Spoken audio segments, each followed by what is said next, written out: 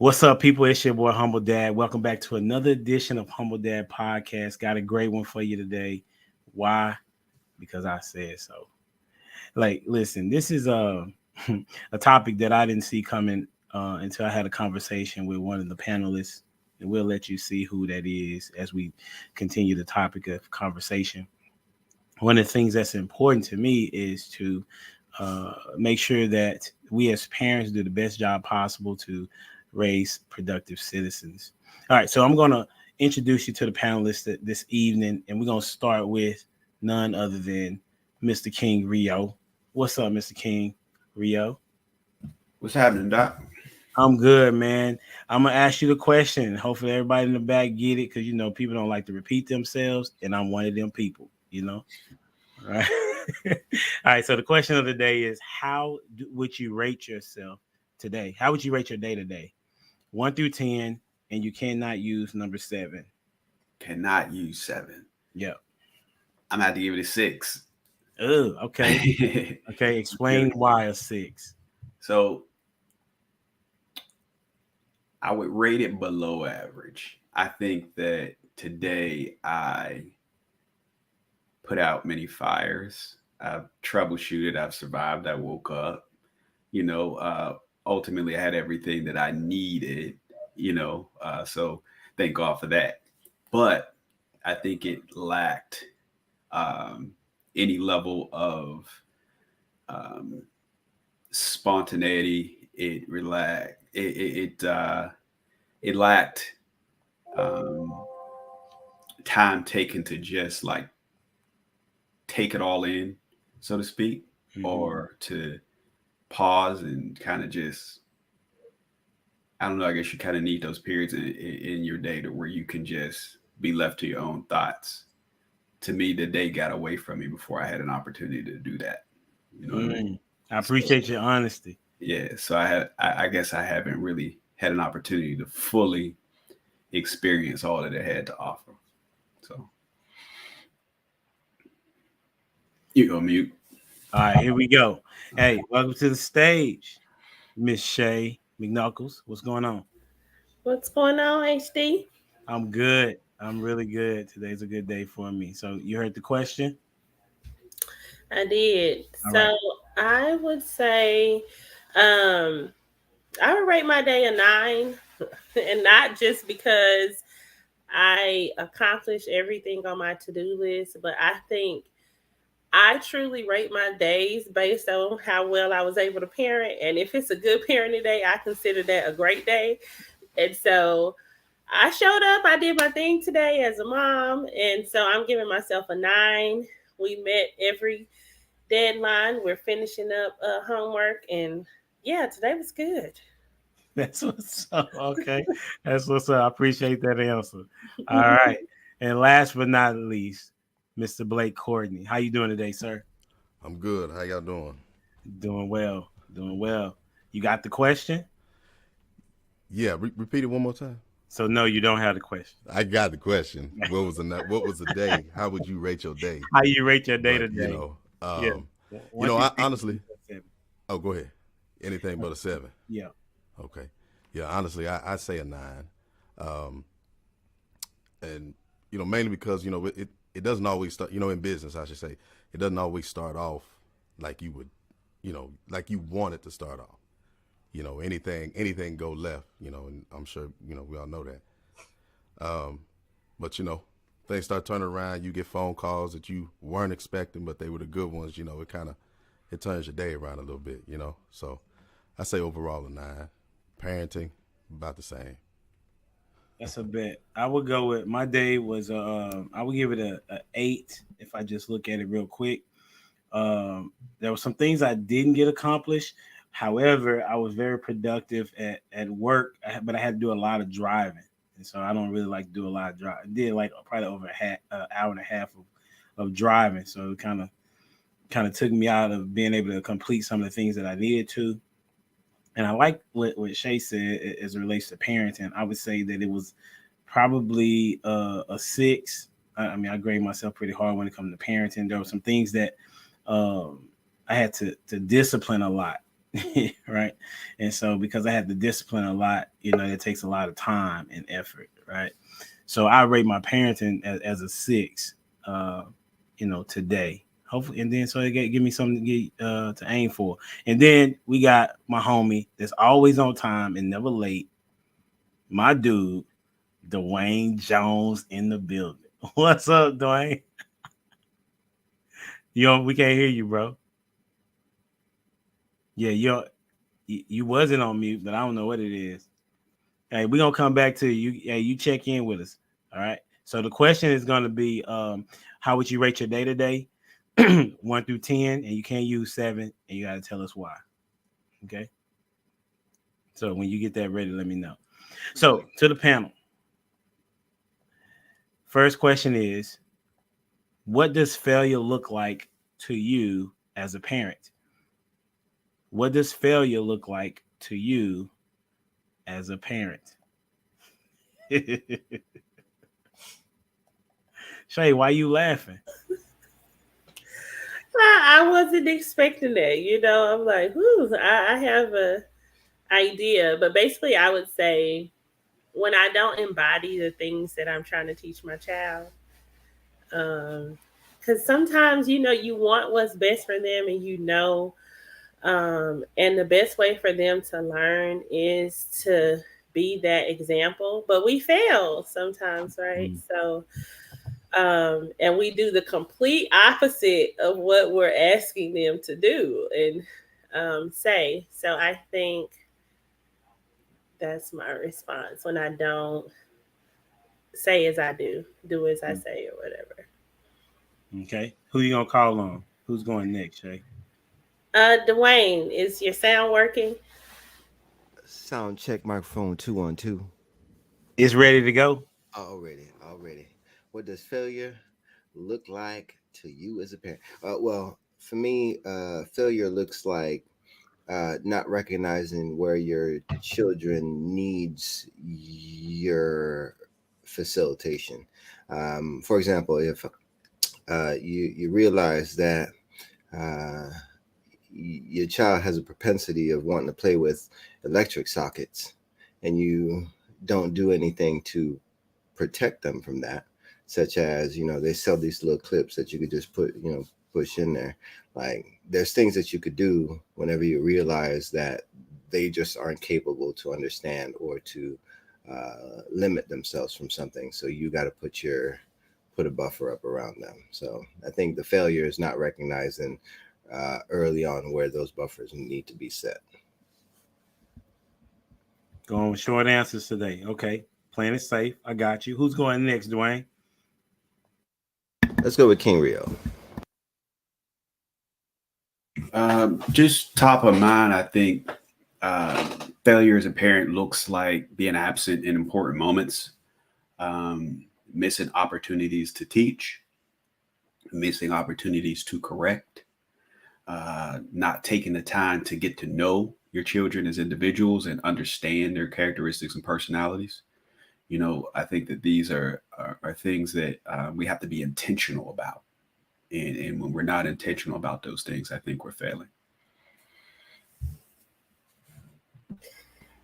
I want to piggyback on that. I'm sorry, Blake, but I think it's so important to be intentional about that. Like what King Rio said.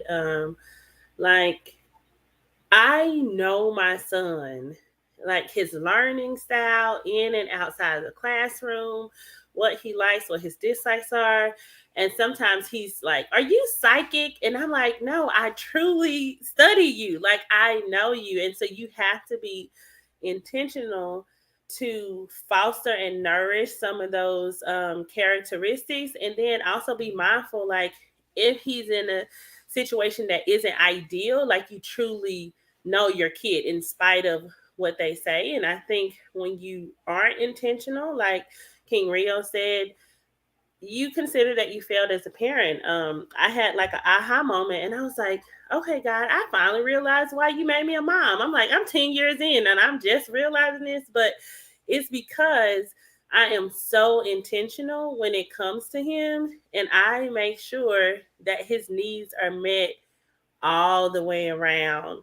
Like, even just far out in the future, what I'm thinking that he may need, I truly try to show up for him in every single way possible. So I do think you failed your child if you can't speak to some of those things.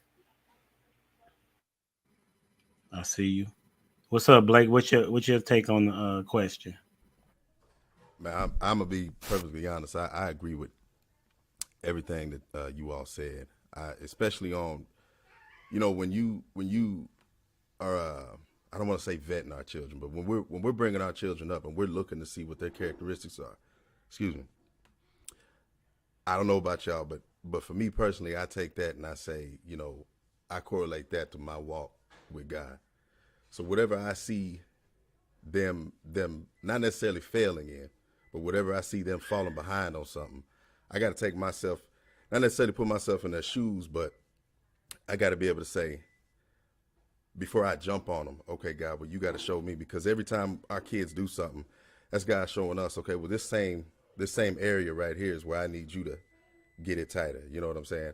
I don't know if that's too much, but that's how I look at that when it comes to whether or not I fail my child or where we're failing in that aspect. So I do agree with everything, but I just want to put that on there too.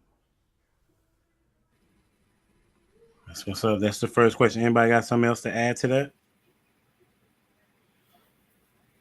I was just going to say, if they are uninspired, like if there is no desire to want to do better, to want to be better or attain better, I consider that I failed. Like sometimes if he has this I don't care attitude, and even though it may not have anything to do with me, but I'm just like, why are you like that? Like, you should really care. Like, this matters. This is very important. And he's like, I don't care. Like, sometimes I feel as though I failed, but I may not have failed, but I will feel as though I did if it's something that I've kind of tried to teach him, and he just like, I don't care about that.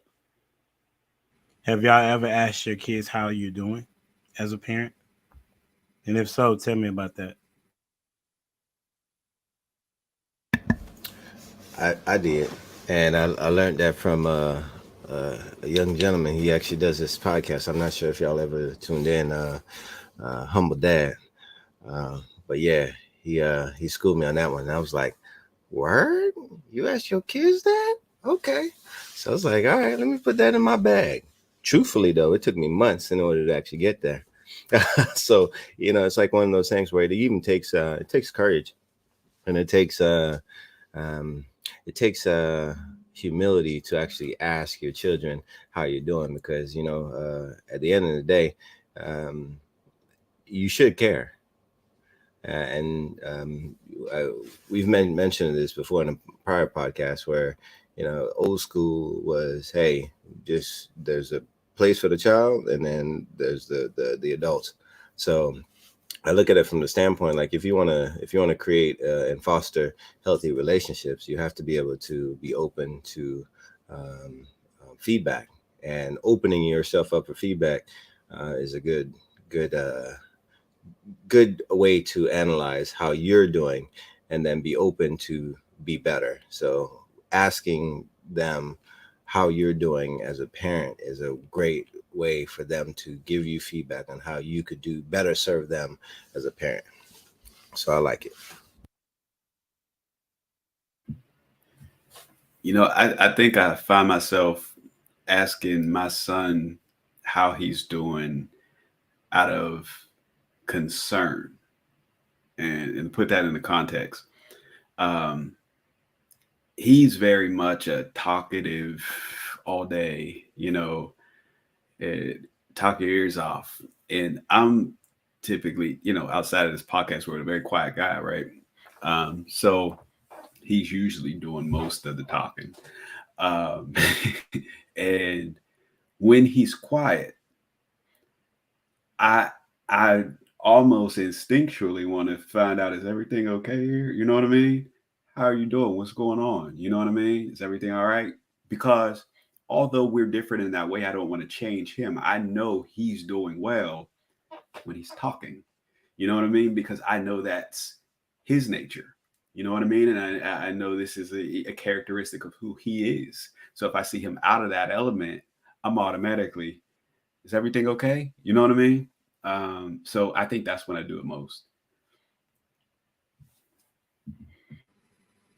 That's good. Who you want to go next, King? What you got on the Shay? Yeah, I remember asking my son one time how I was doing, and he's like, "Yeah, you decent." You know, my son is a comedian though. He's a straight shooter, but he's a comedian.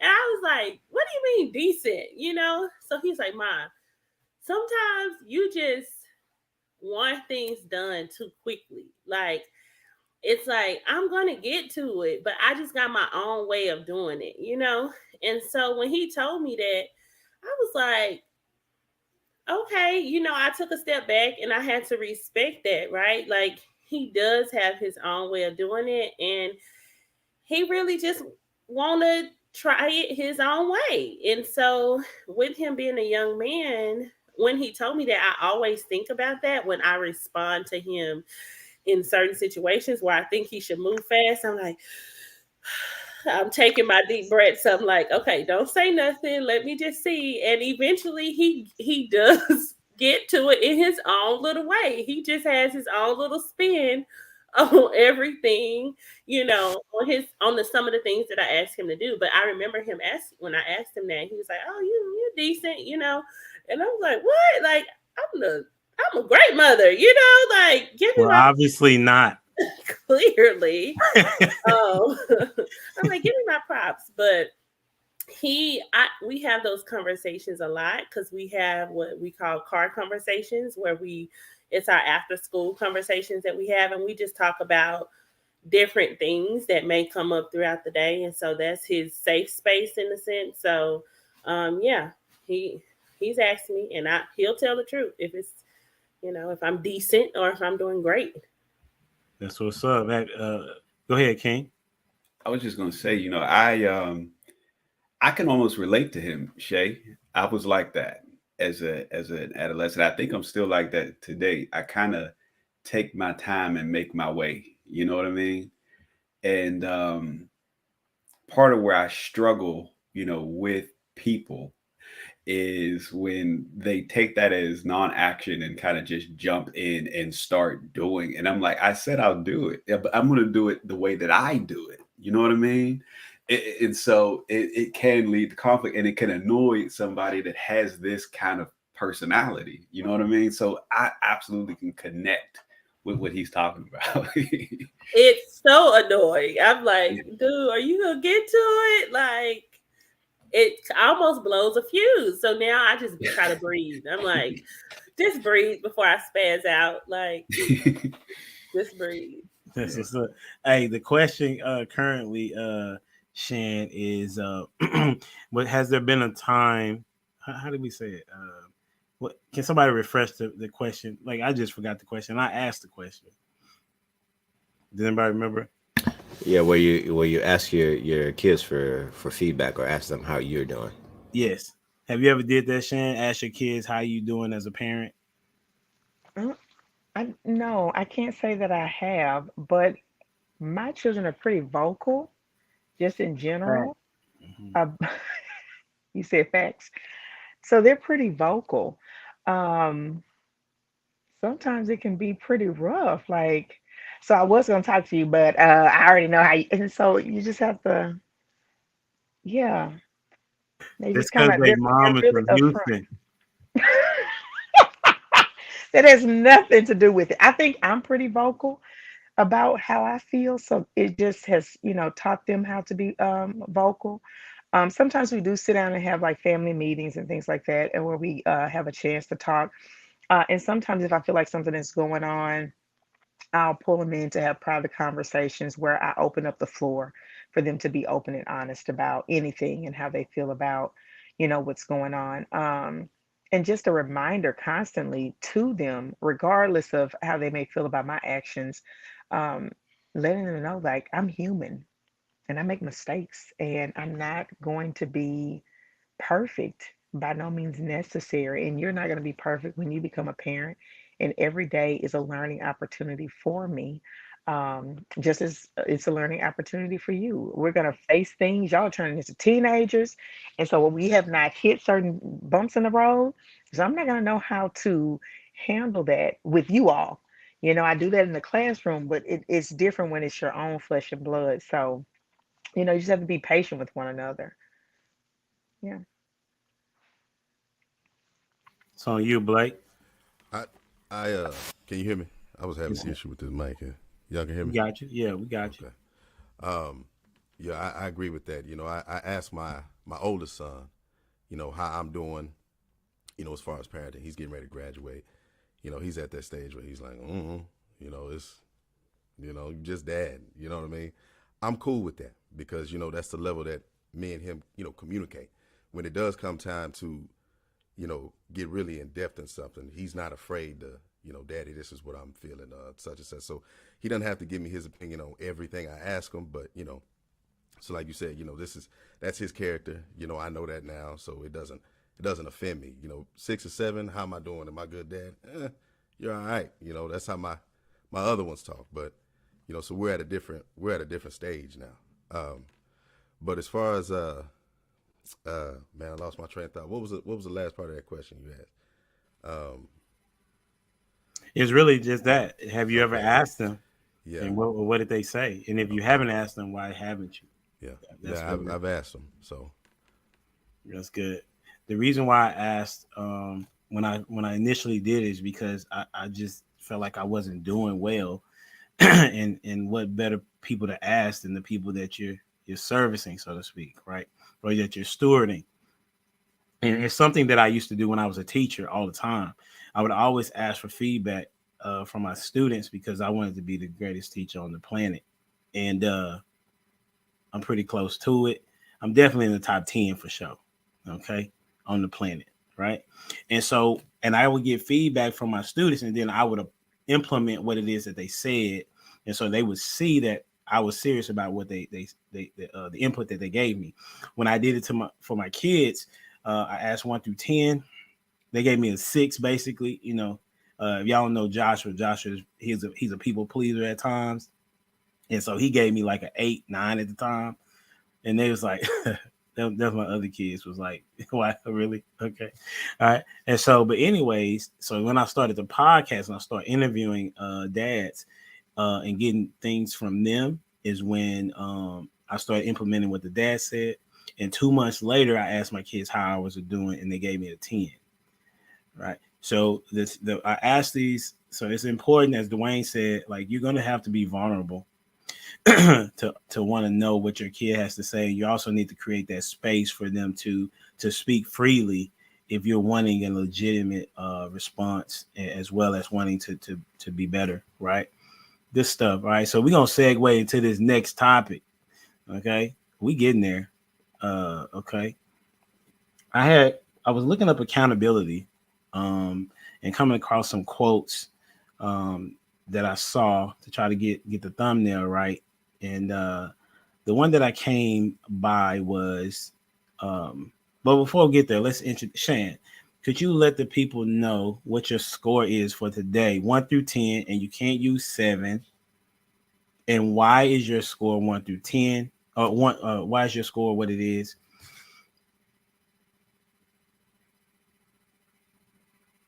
What am I scoring? Your day. How was your day? My day. Yeah. My day was at a 5. Okay. It was And at a why? 5. And why? My day was at a 5. I hate Mondays. I'm not gonna even lie. I hate Mondays. I am the only SPED representative for my campus, and we have triage, what we call triage meetings, where we come in and discuss students and all of those good things. And I find myself sitting for 8 hours, and I am a busybody. So to have to sit in one place that long, only getting up for restroom breaks or to grab a snack, it kills me. Like it absolutely kills me. On the other hand, I got through about 80% of my to-do list.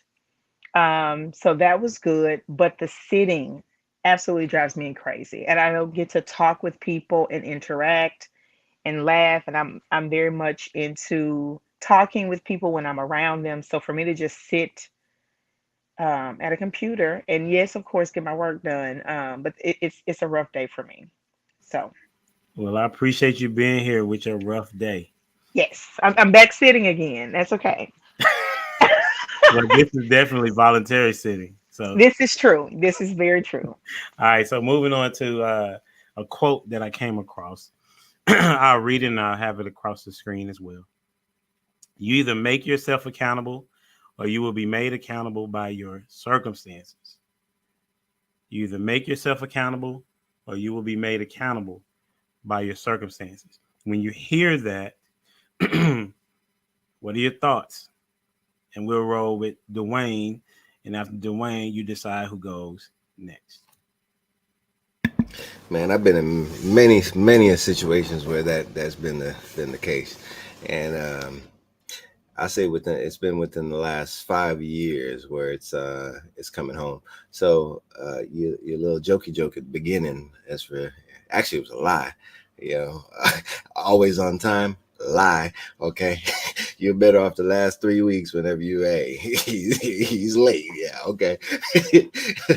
Because that's I call that a character flaw. The way that I look at it, because it's impacted me negatively quite a bit. I've lost a job before because I couldn't be on time. I was working at Verizon Wireless. Lost that job because I couldn't make it to work on time. I was too busy partying or whatever it was, right? Playing video games at night. So as for that accountability, like how much pain did I have to put myself through in order to learn that lesson? And Jordan Peterson, he has in his book, 12 Rules for Life, An Antidote to Chaos. He says, as for there's things that you can control. And if you don't control them, how much worse will it be whenever somebody else has to come in and control it? And it's like, man, right? Like, because I can control my actions of getting up and getting to work on time, they had to control it themselves by saying, you out. So those are the things, like those painful lessons that I've learned. And it's because the lack of accountability to myself to where it actually materialized into change and materialized into action and doing something differently. So because of that, something else, another factor had to come in to facilitate that change that I wasn't able to make. That's where if I'm not able to hold myself accountable, someone else or something else will do it. Who's next, Dwayne? Come on, Blake. Come on with it. Yeah, the accountability, holding yourself accountable, that's a really big thing, a really big step, especially when you're in business. If you can't hold yourself accountable to maintain your business or keep going like you're supposed to, you can't expect everybody else to show up on the job on time if you're not even taking the same steps like you were saying about even with your children, So I feel like, holding yourself accountable, I've had to do that on so many occasions, running this business. Hey, I need y'all to do this, and then I missed that same step that I gave them, and then here I am, man, how am I gonna handle this situation here?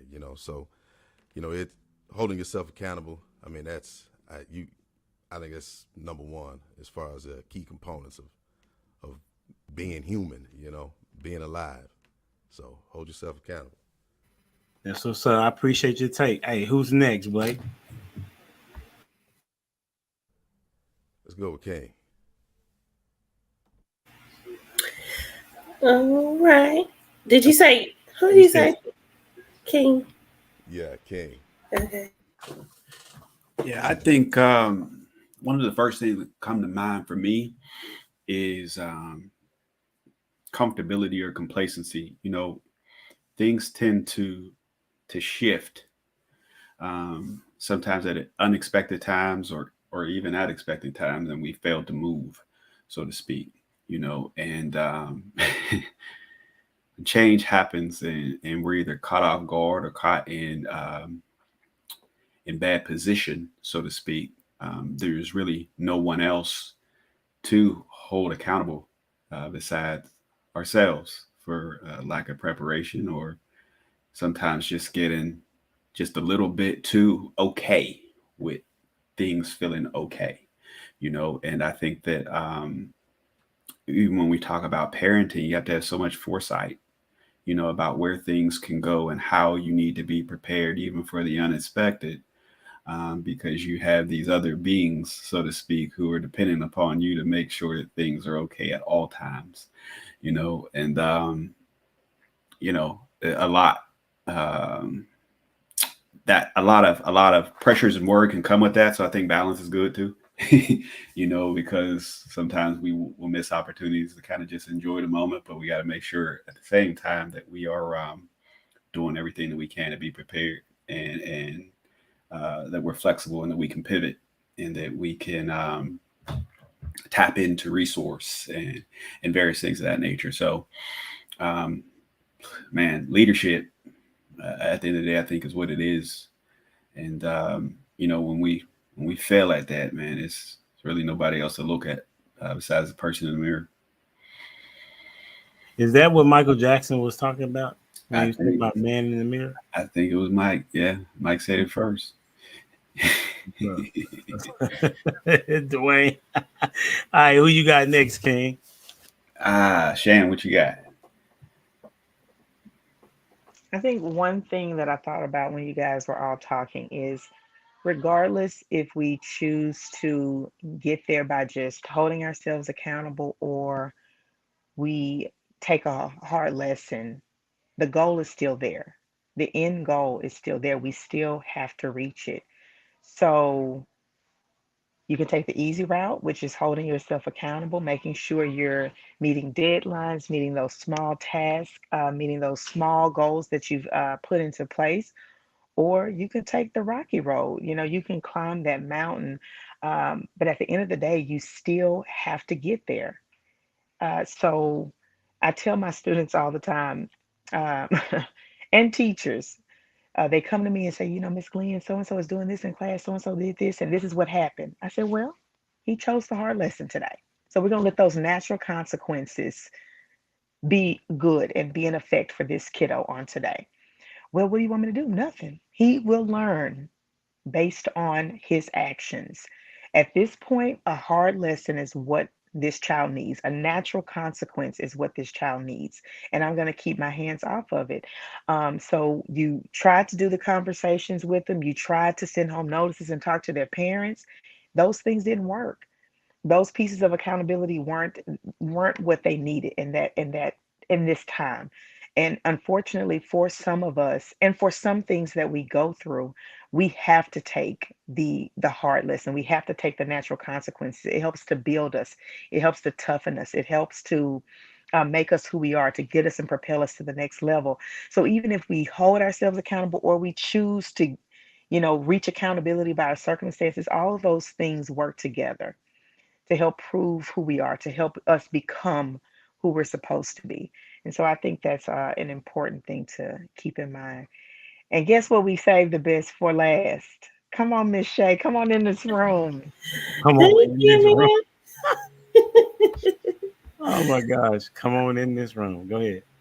No, I was thinking, especially as it relates to parenting, kids will remind you of what you say every time, right? Especially if it works in their favor. So I think when we think about accountability, or you will be made accountable by your circumstance, I think about those kids who say, no, mama, or my son, remember you said this. So for instance, I was on a good track, cooking every day, doing my thing, right?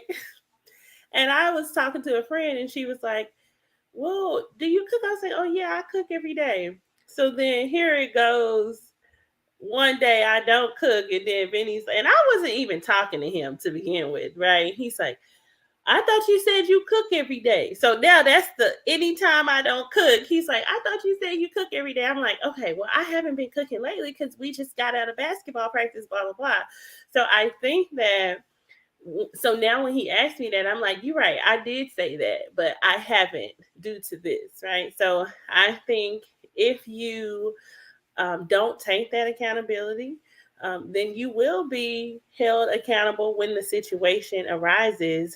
And it's so important that you do show your kid how to take that accountability and to also provide that space as a parent for children to take accountability with our response in that action in the moment. I think one thing I will say I'm proud of my son is he takes accountability. I can tell his teachers, you can't tell me you can tell me something, but not really, because if he say he did it, I know he did it.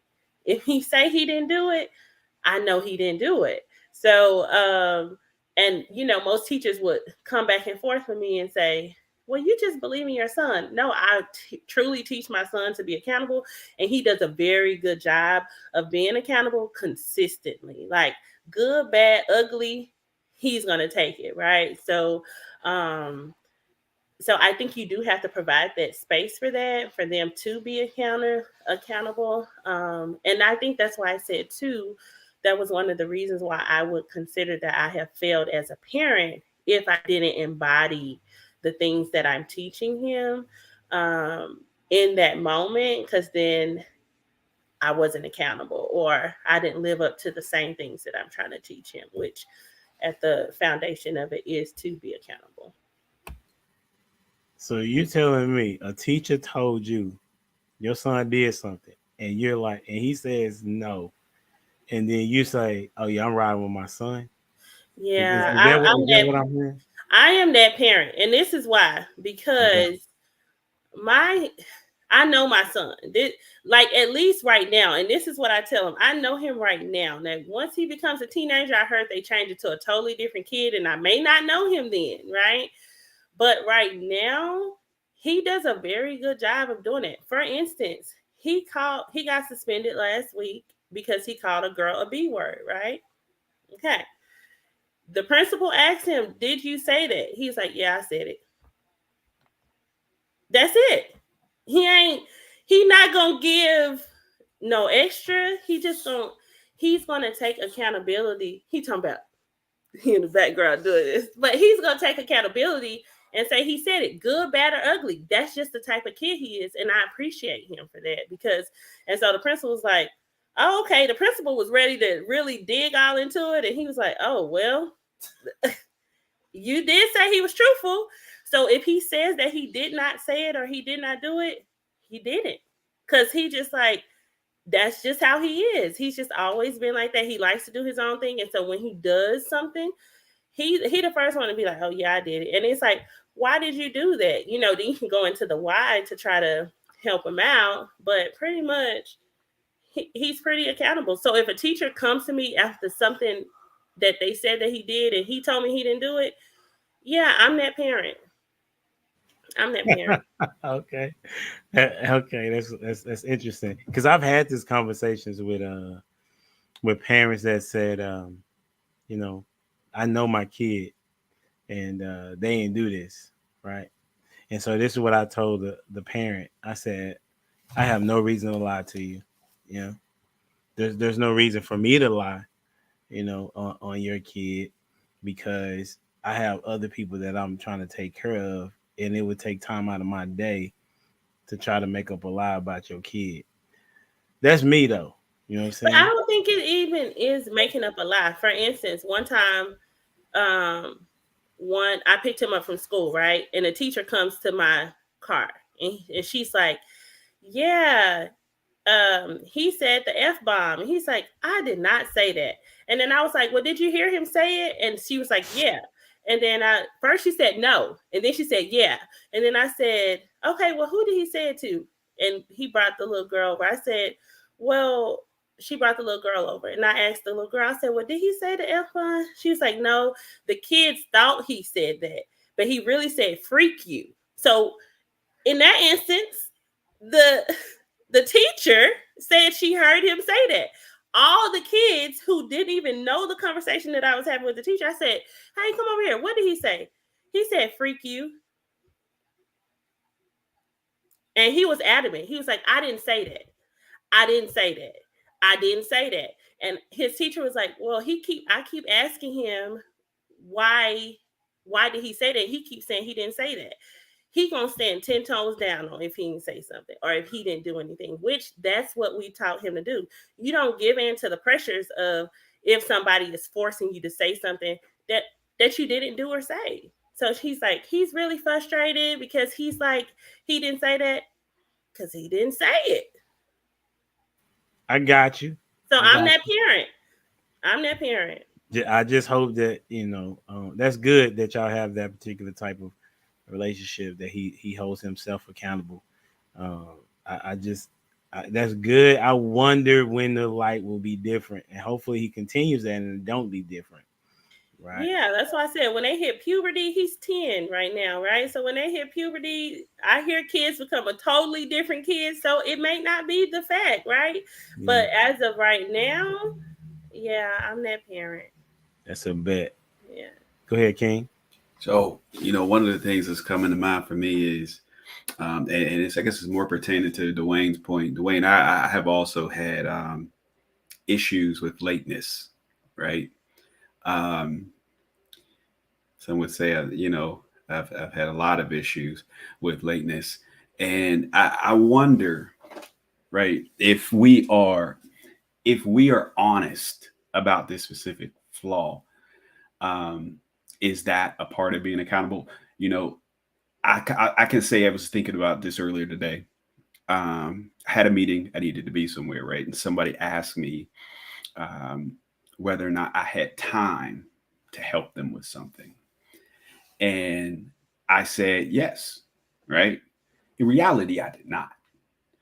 The issue is, right, because I tend to be casually late to things, I don't necessarily have the level of worry that I should. You know what I mean? And that I think is where I'm flawed. What I should have said is I have a problem with being on time, and I need to be at such place at X time. And there's a possibility this could interfere with me being on time, but I still do really want to help you. You know what I mean? Maybe we can rearrange some things. Instead of that, I'll just be like, oh no, I got time. You know what I mean? And then what happens? I end up late, right? And cutting into somebody else's time. You know what I mean? And so, it just made that comment made me reflect on how I've done that just this today. Now, when I show up, I deliver. Now, when I get there, you know what I mean? I'm making an impact. However, it's still an issue. You know what I mean? It's my tardiness is still very much an issue. I have a quick question before you go, Shay. Yeah. What's the definition of late, King Rio? For me, no, not for you.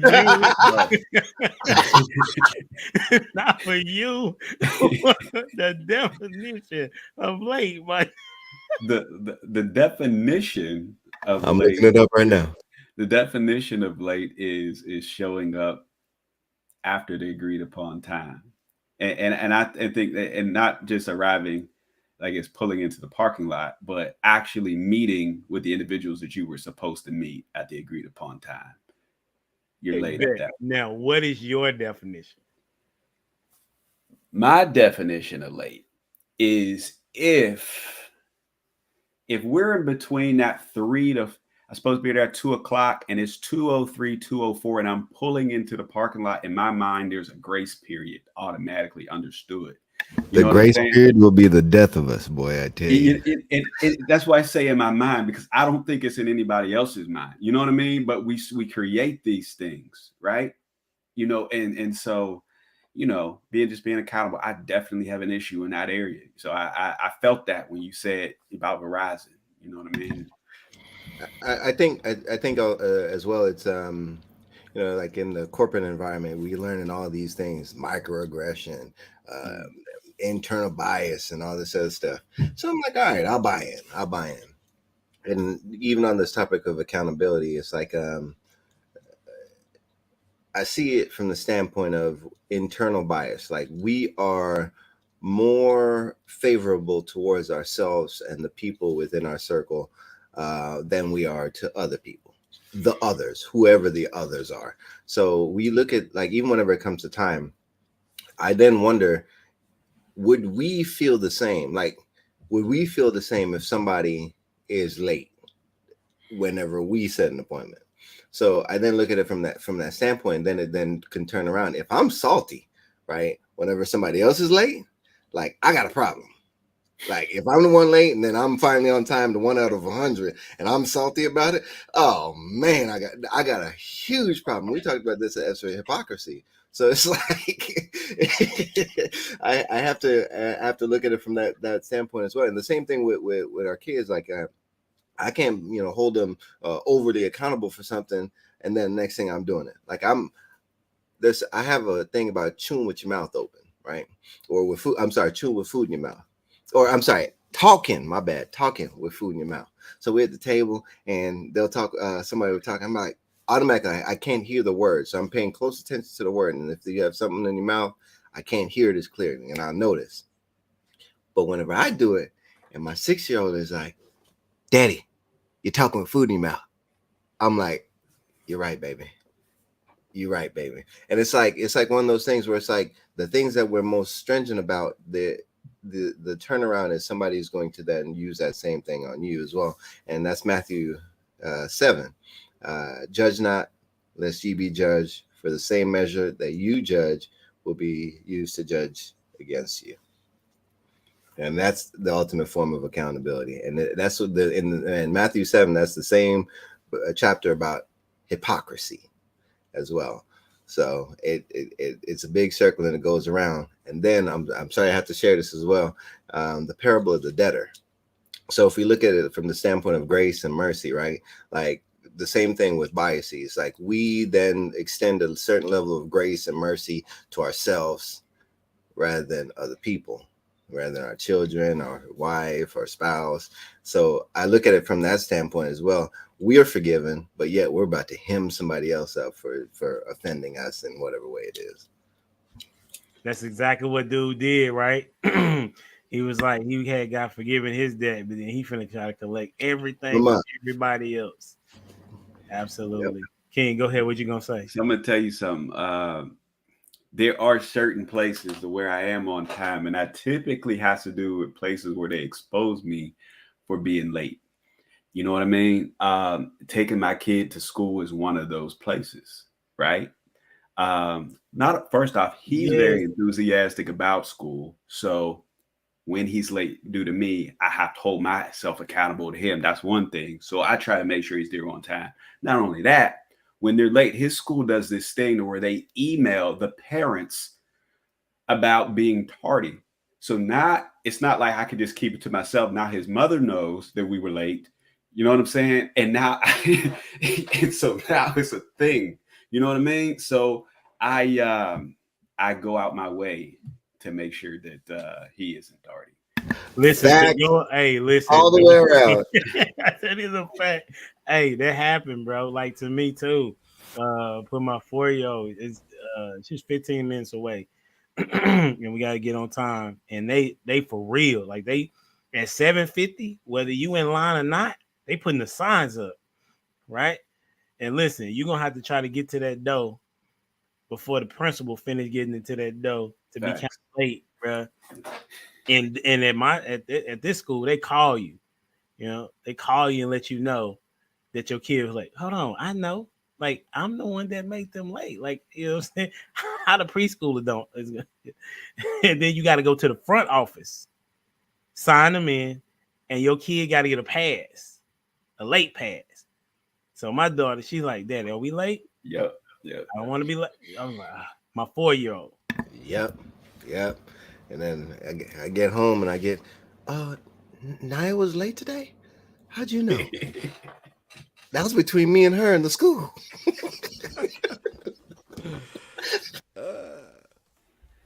So I have a question for the panel. If we're saying being on time helps to teach kids accountability, what are some of those other things that encourages them to be accountable?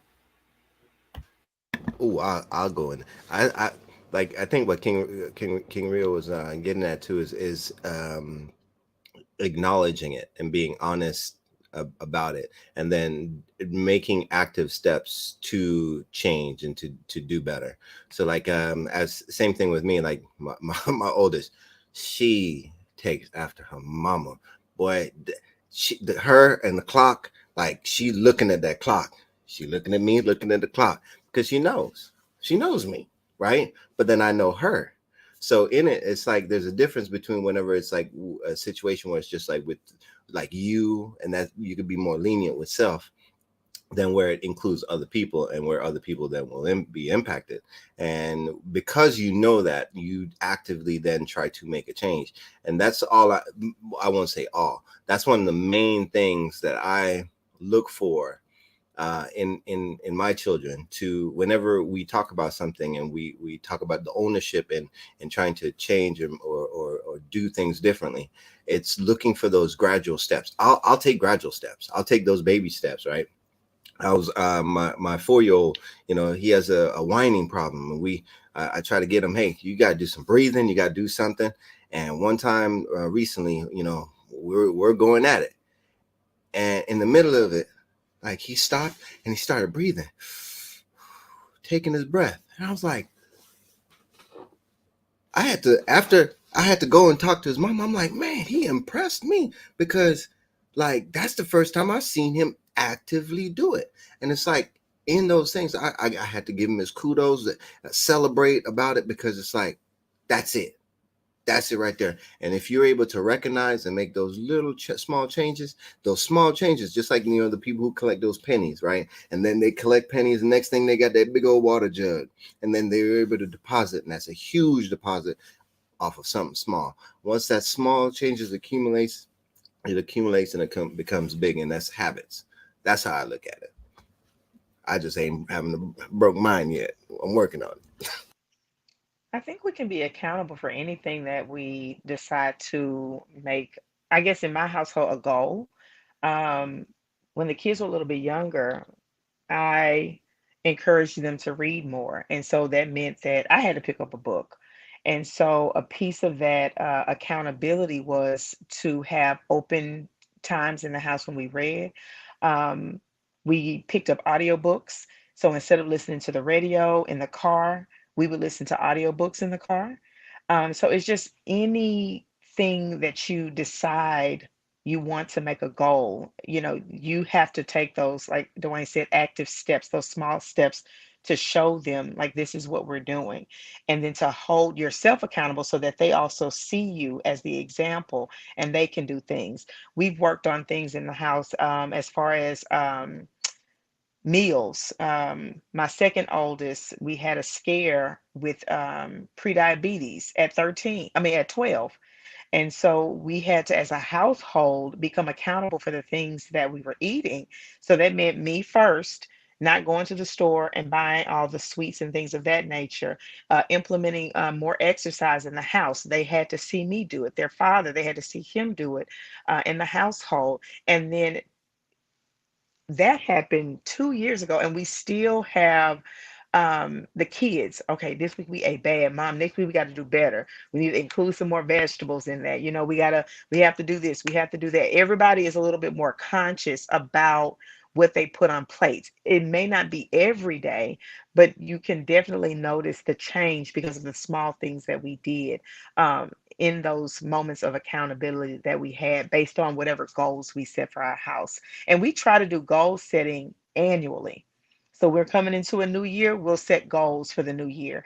And then during the summer, try to go back and check and see how we're doing on them. And some of them we do not, and some of them we're doing pretty good on. So I think that's good as well, for accountability piece for the whole house, writing those things out and then having check-ins to make sure that you guys are on track. So Like, you got something on it? No, I mean everybody touched on everything. I just like the different sides of it. You was talking about the how'd you put that?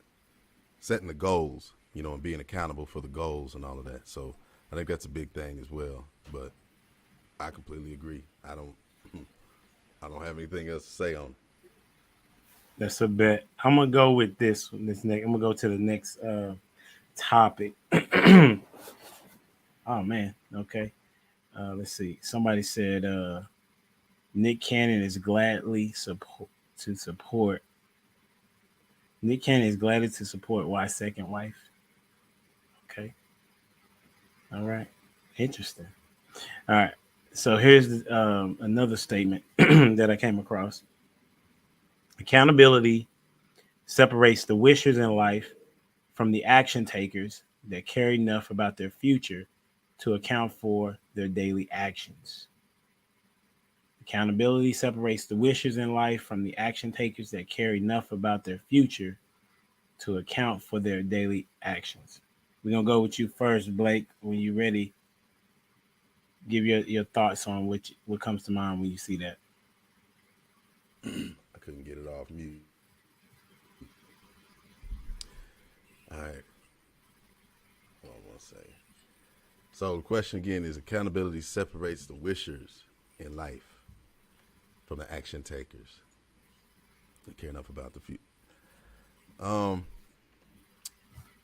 Yeah, I mean, I feel like there's, I hope I'm saying this right. There's hold on one second.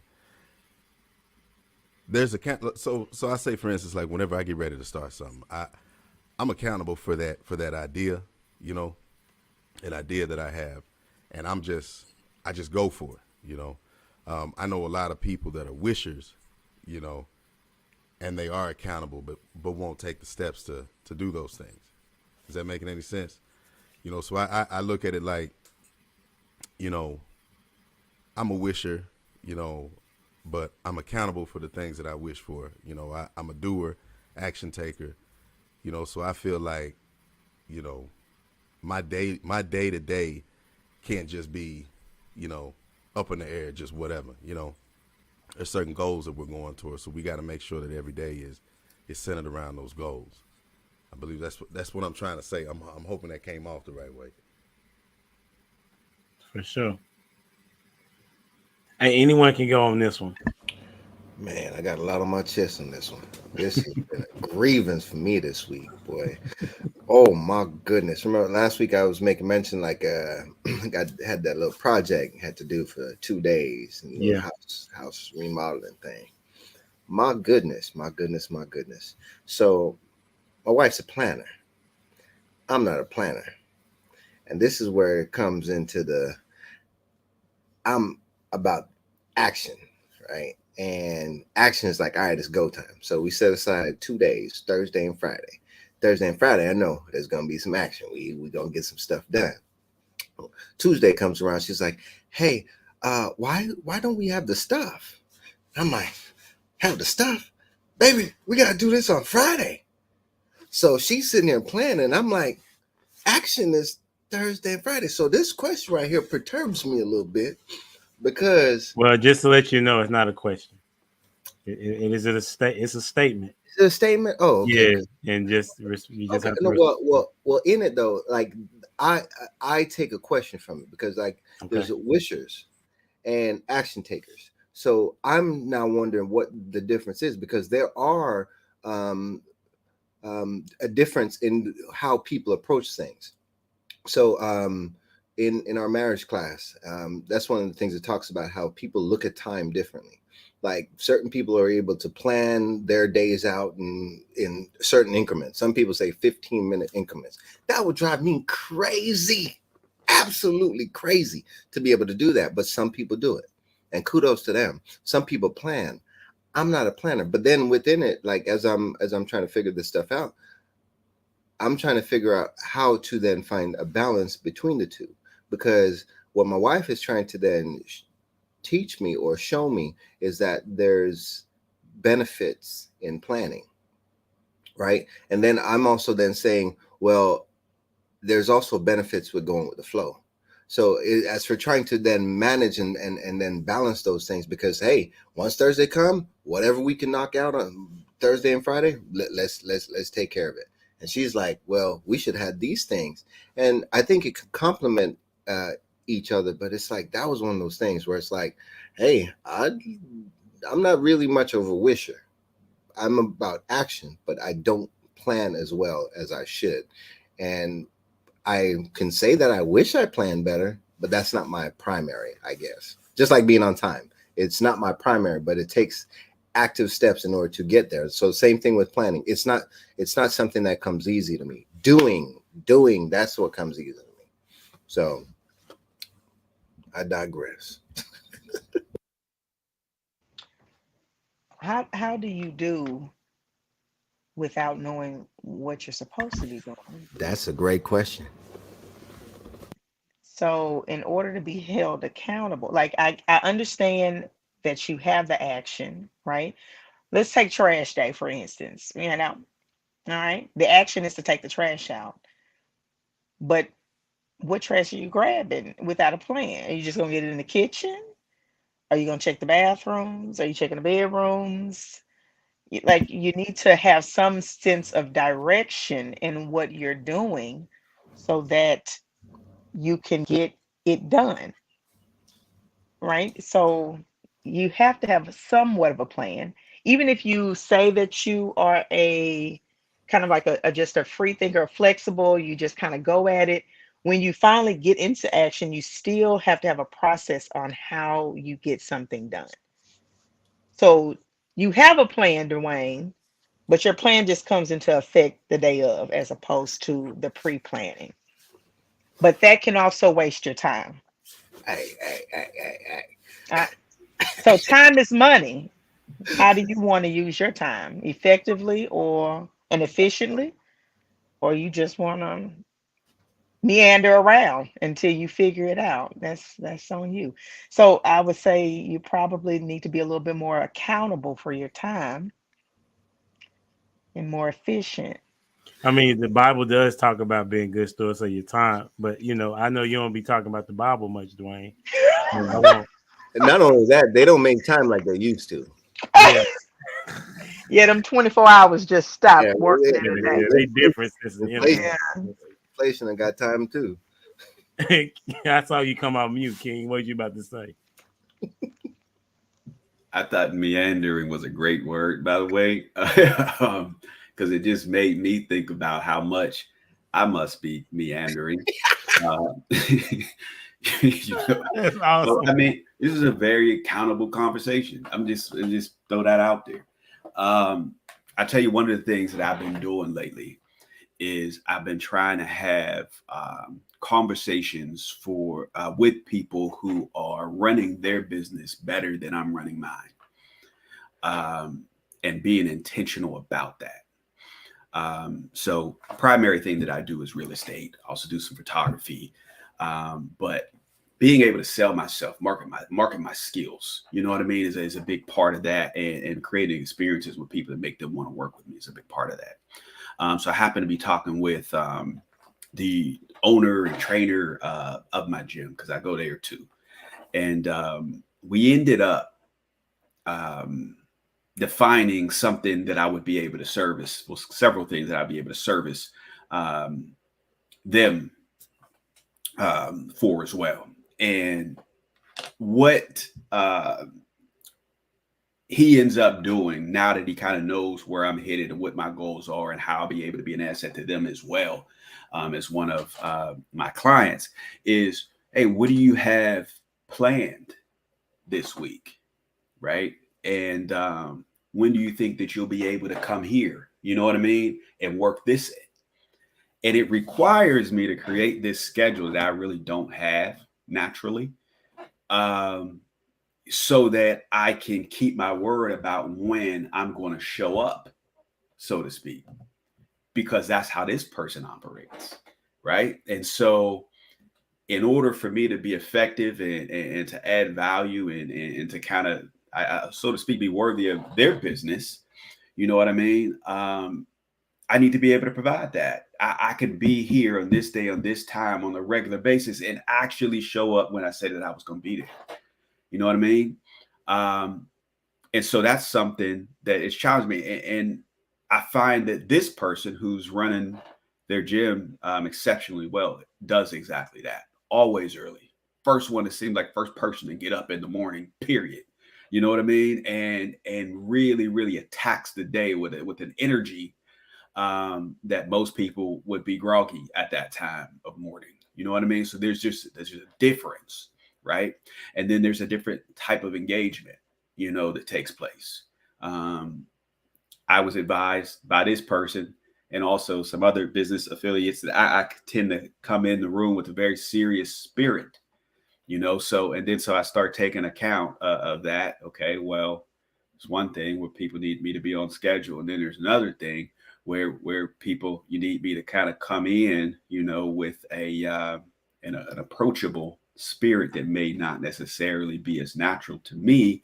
You know what I mean? And so I have to be intentional.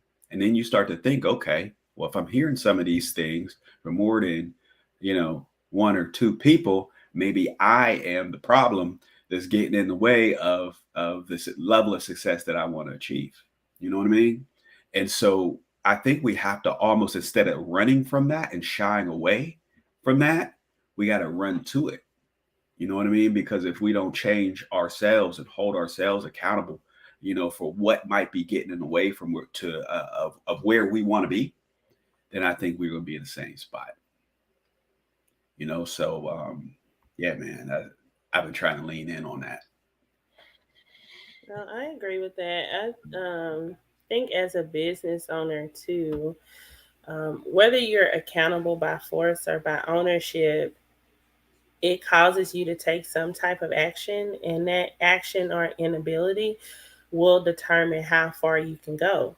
Because bootstrapping can only get you so far. I know when I first started my business, we had a wonderful outer presence, but that internal processes, systems, and all of that was screwed up, jacked up, right? And so, yeah, it was, some things came easy to do, but if I wasn't accountable to say, you know what, we don't even have the internal processes, systems, or people to manage the load that's coming in, then we would always remain in this same revenue spot. And so I think, in addition to that, when it comes to children, it's important to foster those dreams so that they know it's possible. Like when my son first came to me and said, "Hey, mom, I want to start a vending machine business," that was his dream. That was like just a wish in a sense. He saw a TikTok video and that's what he wanted to do.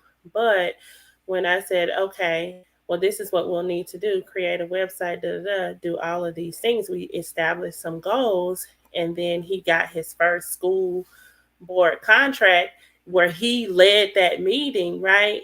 He saw that it was possible. That separated him from just wishing something was happening to actually seeing, oh, this is possible for my little 10-year-old self. Like I can provide input. I can get a contract within the school building. So what he does now, he starts another business. I'm like, dude. So it gives him that momentum to want to do more. When he takes that action and he sees a result of that, then that really does determine his future. And so I had a conversation with him just saying, hey, why what is something that you would tell your kid, what would you tell kids your age? And he was like, well, if you have a goal, if you want something, you should set a goal there, and then when you reach that goal, you should make it bigger and bigger and bigger and bigger. And he was like, and then after that, you'll probably reach something that you didn't even think was possible, right? And that came from his own words. Like, okay, I was like, okay, that makes sense. Like, eventually, if you take enough actions, you'll be in a position where you've reached what you initially thought was impossible. And so that's what accountability does. It separates you from that and causes you to take action so that you can have a different future.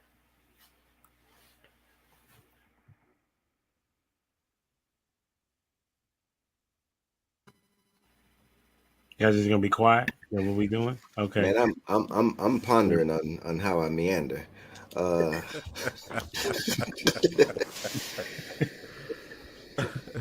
You know what you be doing? You be having them long-winded conversations. oh man, so yes, that makes me late too. Um, but anyways, I remember this, bro. Listen, I'm gonna tell on both Are of you them. frolicking too? come on now, Listen, listen. heavy lifting. I had, Dwayne's a good friend of mine, and our kids enjoy hanging out with each other. Our 4-year-olds for sure. And what was going on this particular day, I had asked him to watch Jordy. He said he obliged and it was cool, and so I dropped Jordy off. You already know where I'm at, right? He said, "Oh, this is perfect, man, because I'm already going to a birthday party." So I get there. He's putting the car seat in the car. Dude, can I tell a story first? Like you just all in your giggle box. All right. So then this is what happens, right? I'm talking, and I know that he has somewhere to go, but I'm following his lead, right? You know what I'm saying? I'm saying, okay, well, he's eventually gonna say, hey, I gotta go. Well, we talk for like 30 minutes, and I'm like, bro, don't you got somewhere to be? He's like, oh, yeah, I do. And he continues the conversation. I said, bro, you gonna be late. Like you late. He said, yeah, I know. Like he didn't even he didn't take no accountability. Do I have to- time? No, but I got you, King. Don't even worry about it.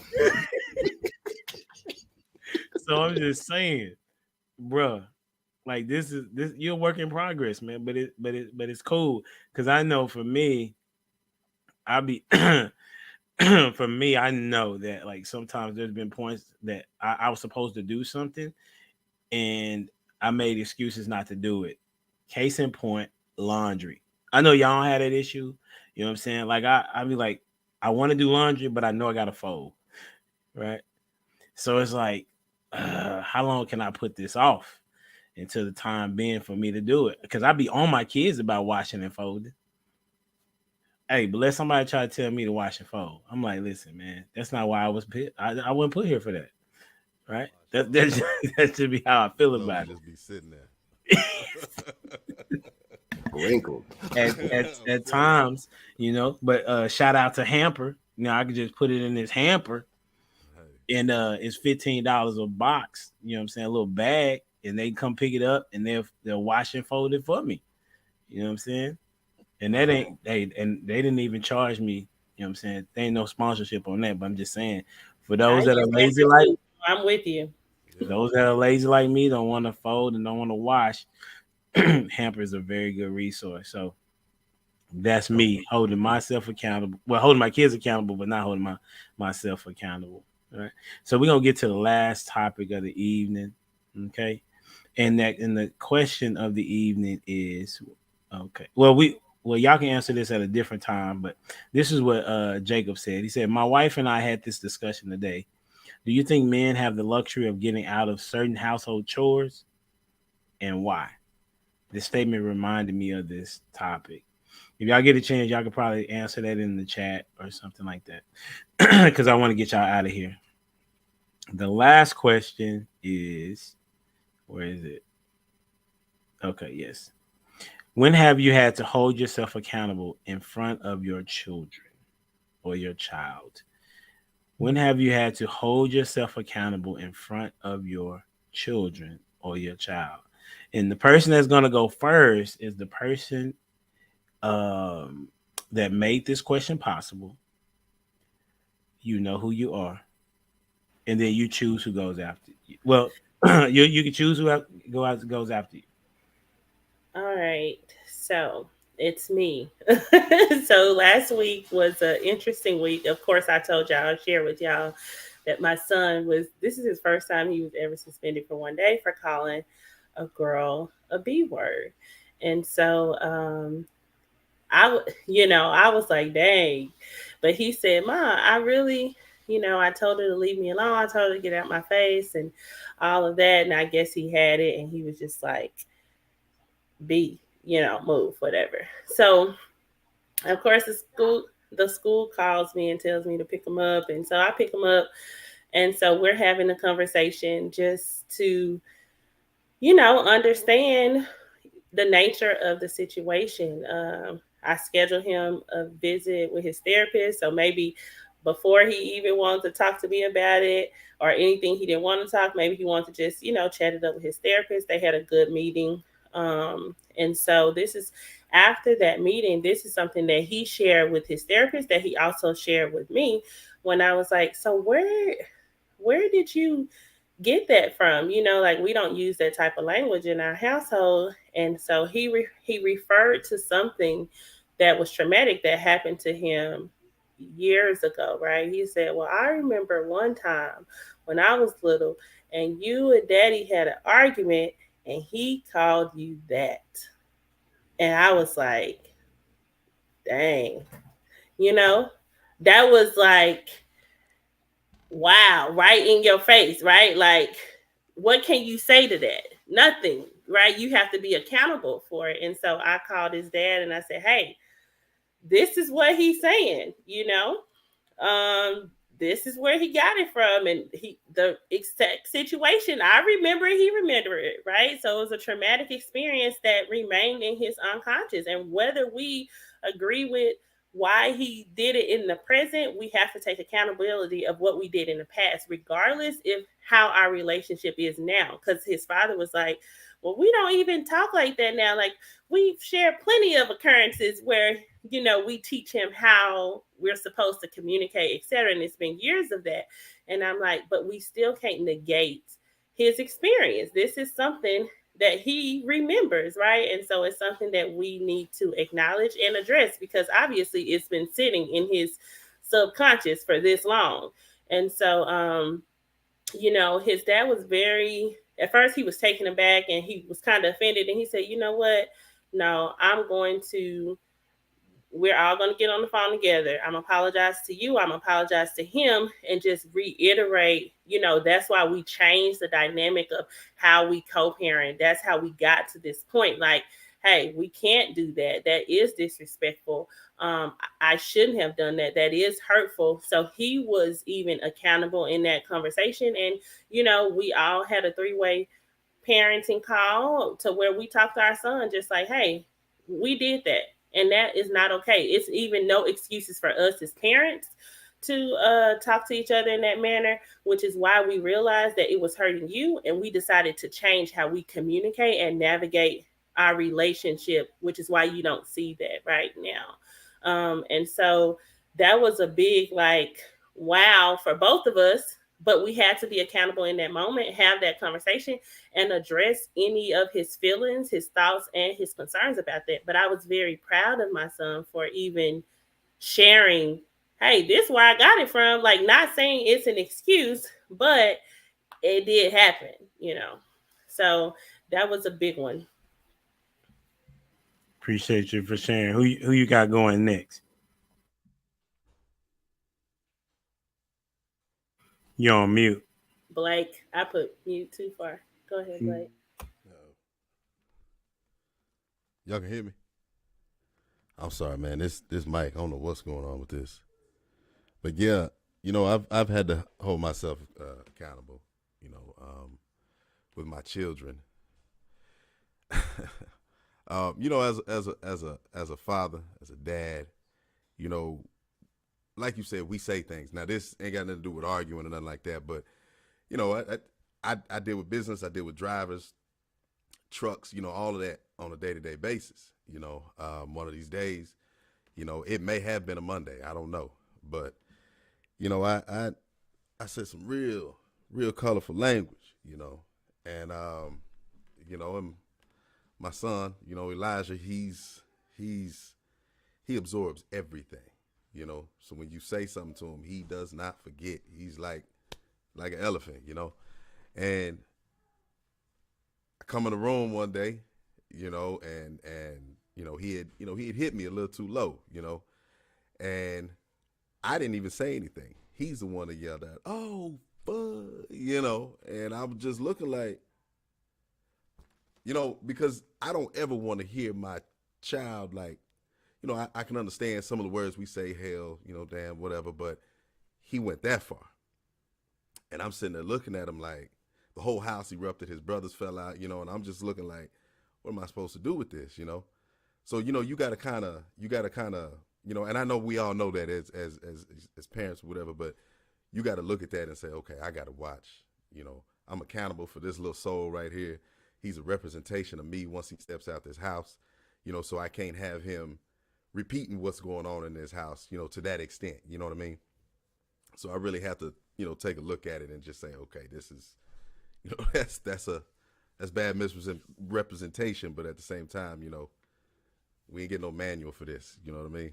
So Yeah, that's a fact. I mean, we do have a manual. It's just not a manual in the sense of directly for that particular kid. I call it the Bible, but other people call it something else, you know. All right, who you got going next, Blake? let's go with Shan. Did you start it? You didn't start it, did you? No, Oh, that was okay. Shay. Okay. I know it sounds real close.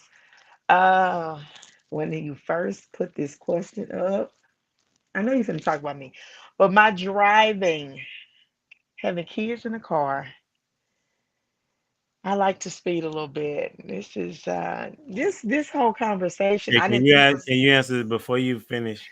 Can you tell me what speeding is, please? I knew you was coming for me. Speeding is anything over the posted speed limit. And Okay. and so, what is speeding a little? Ooh, don't incriminate yourself. I Never believe mind. that Go. if you're in the fast lane, you should have ticket money. And if you don't, I need you to get over. Okay? I keeps ticket money For sure. so that I can Proceed. go in the fast lane. Proceed. Bless God, if that helps you. But sometimes we have a joker who pulls over there without ticket money. And sometimes I forget that my children are in the car. And then I have to be held accountable for the things that come out of my mouth.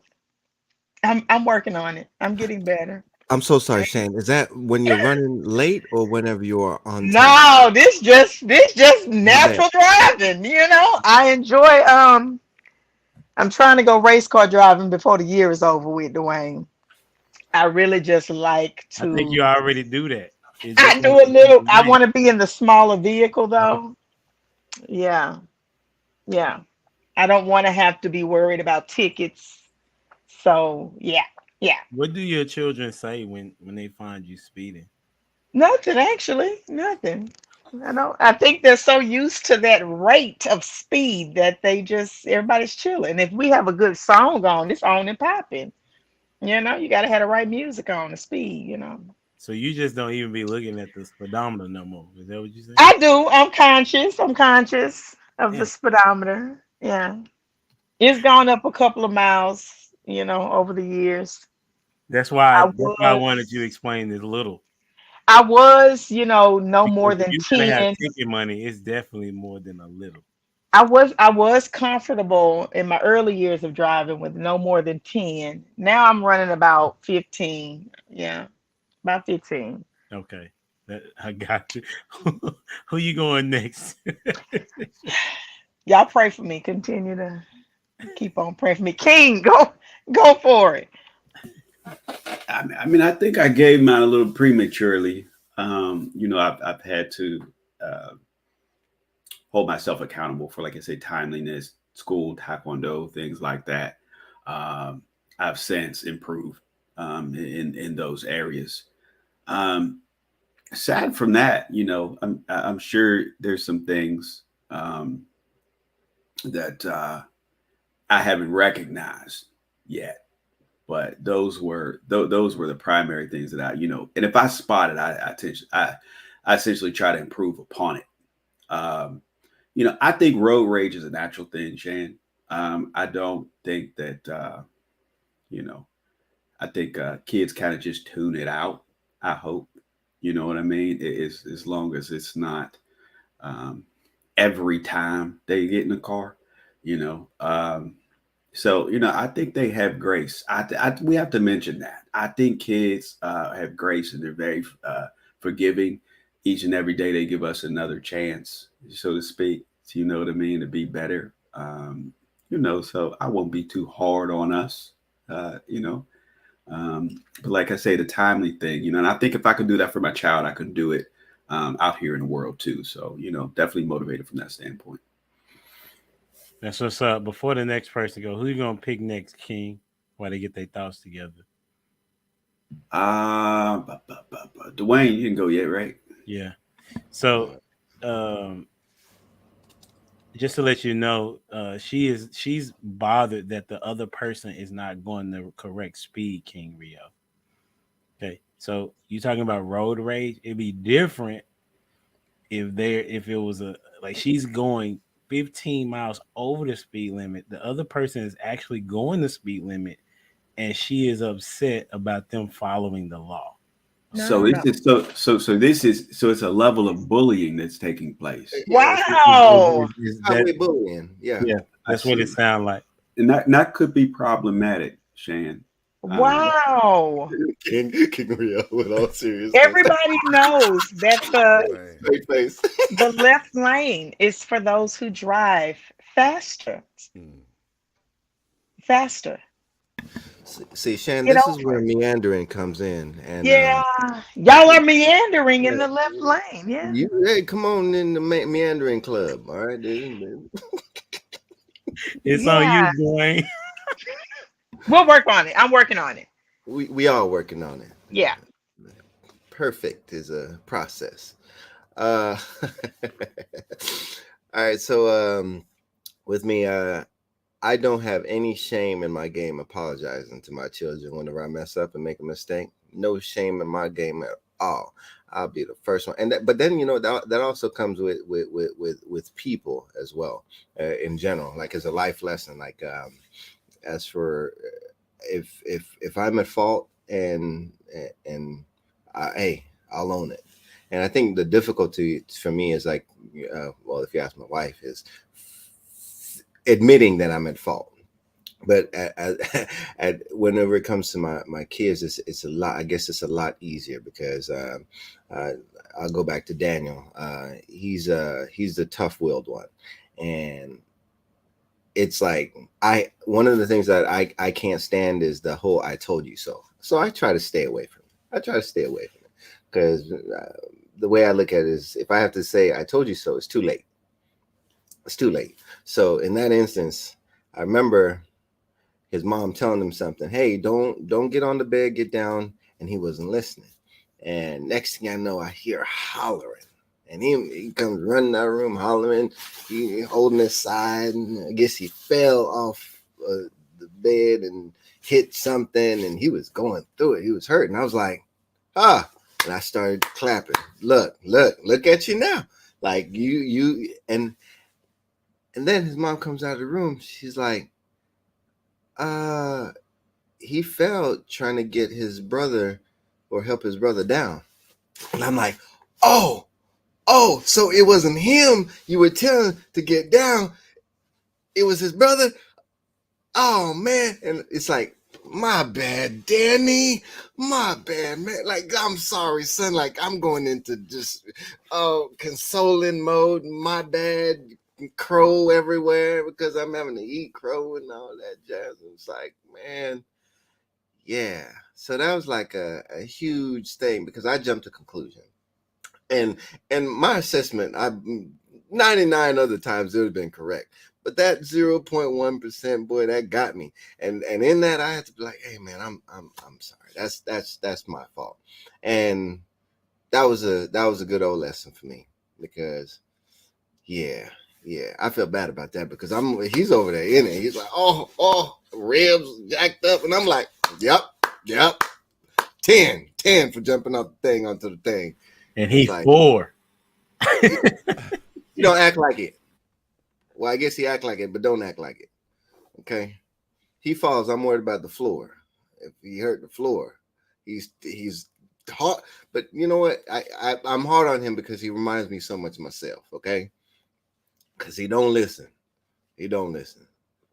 So when he goes through it, I'm like, hey, like Shan said, sometimes you got to go through them lessons. And I'm like sitting there like, teacher, gravity.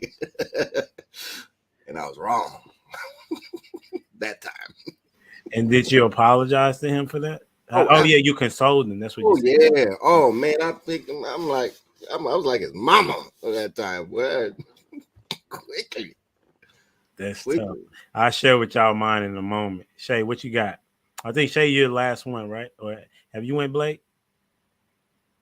Oh, it's out of Blake and Shay. Shay started us, and then she switched it over to Blake. Yeah, It's on there you you. go. Oh, it is on me. It's on you. That's a bet. Okay. Well, first and foremost, anybody that's watching this, make sure you like, share, comment, subscribe to the channel. Go hang out with King Rio on Instagram, taking snapshots. He's over there in the Carolinas. If you know, in the real estate game, you got Dwayne doing the photos. You know what I'm saying? But he don't like to advertise just yet. So pray for him on that. You got Shay that be dancing with her kids, but she been off of it for a little bit for some reason. You know what I'm saying? I don't know the last dance that they did, but check her out over there on Instagram. You got Shay McKnuckles doing her thing with the tax season coming around. She not hiring right now. All right. So just send her your taxes and she'll do those for you. All right. She got a dope crew over there. I think it's called Discovery. I'm gonna say it wrong. Say it. Is it Discovery Uptown? No. Uptown Discovery Group. I said it wrong. Uptown Discovery Group. Shout out to her. And then you got Blake over there in the trucking industry. What's the name of your company, Blake? It's Beam Trans LLC, but we're switching over to being more consultant. We're doing consultants for the transportation and pretty much anything. So that's a bet. So King Rio, if you want to reach out to them, they got some pretty solid businesses up and running. You know what I'm saying? I'm all about black business. I'm about business, but my dissertation was about sustainable black businesses. And so one of the main things that I learned was that we don't do a good job of networking. So there you go. Most definitely. So for me, I'm really glad that me and Shay had the conversation, because it brought me back to how there are times that I hold my kids accountable to things that I don't do. I remember a time specifically when I was having a conversation with my oldest, Gianna, and I was telling her to do something. I think I was telling her to empty something out, and Jen, my late wife, she was like, "No, don't do that. That's not okay." And so I was like, "I'm the boss here. Like, why are you saying anything? Like, I'm trying to tell her to do something, you trying to tell her to do something different." And G's like, "Well, Mom told me told me to do it like this." I'm like, "But what am I saying? Like, you need to do what I'm telling you to do, right?" And so she goes and does what I'm telling her to do. Jen comes over and and then she wouldn't do it, so I ended up giving her discipline, right? And so later, Jen comes over and tells me, the story about why she didn't do what she did, right? Well, here I go. Of course, I got to eat crow, right, Dwayne? And I'm like, oh man, I should have just listened instead of being in my ego. I should just listen to the entire story. And sometimes as parents, we don't want to hear the story. We just know what it is that we know, and we moving with the information that we feel like we know is right.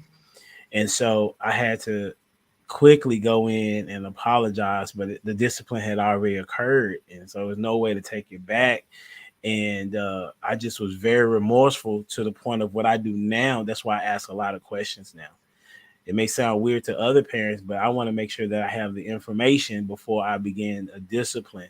And if I got to ask a lot of questions, then for me, that's just going to be what it is, because I don't want to make the mistake and do a discipline that I can't take back. Right. And so that's just how I operate. And that was probably like 4 years ago, And so, but to kind of cap it off, I want to say thank you to all those on the panel for being here this evening. And we making history, because we're talking about things that people don't necessarily talk about. These are the undesired conversations that need to be had about parenting. And we are literally parenting somebody's husband and somebody's wife potentially. So keep that in mind. And like I said, I went over, okay, because of Dwayne and everybody that had the long-winded answers. Okay, but we're going to be out of here. Until next time. Deuces. Peace. Peace. Y'all have a good one. Cutthroat.